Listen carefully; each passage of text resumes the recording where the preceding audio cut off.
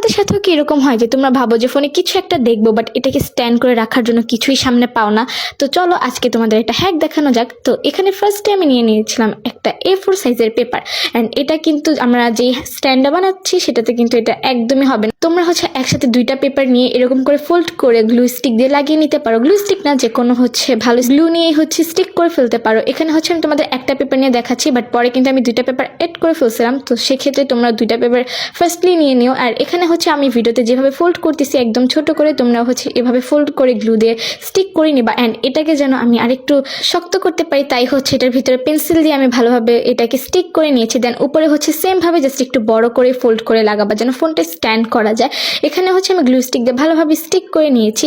দেন এটা দেখো রেডি। তারপর আমি ভাবতেছিলাম যে এটা দেখতে অনেক বেশি বেসিক লাগতেছে, সেই জন্য আমি এটার উপরে অনেকগুলো স্টিকার্স লাগিয়ে নিয়েছি আমার পছন্দ মতো করে, যাতে এটা দেখতে আরও কিউট লাগে। আর এখানে স্টিকার দেওয়ার পরে কিন্তু এটা মেনলি অনেক কিউট লাগতেছিল, তাই না?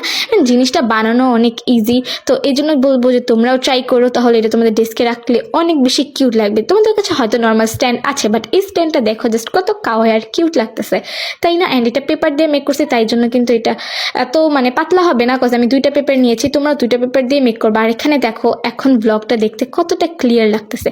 আর গাইস, আজকে কিন্তু আমার ইউটিউব চ্যানেলে Q&A ভিডিও আসবে, যেটার মধ্যে আমি অনেকগুলা কোয়েশ্চেন আর অ্যান্সার নিয়েছি। অ্যান্ড এটা আজকে 11 তারিখ বিকাল 6টার দিকে পাবলিশ হয়ে যাবে। তো সবাই এখনই আমার ইউটিউব চ্যানেলে ভিজিট করে আমার সেই ব্লগটা দেখার জন্য চ্যানেলটাকে সাবস্ক্রাইব করে দিয়ে এসো, যেন তোমরা সবার আগে নোটিফিকেশন পেতে পারো। আর যদি আজকের এই স্ট্যান্ড বানানোটা তোমাদের কাছে ভালো লেগে থাকে তাহলে সেটা আমাকে কমেন্টসে বলো।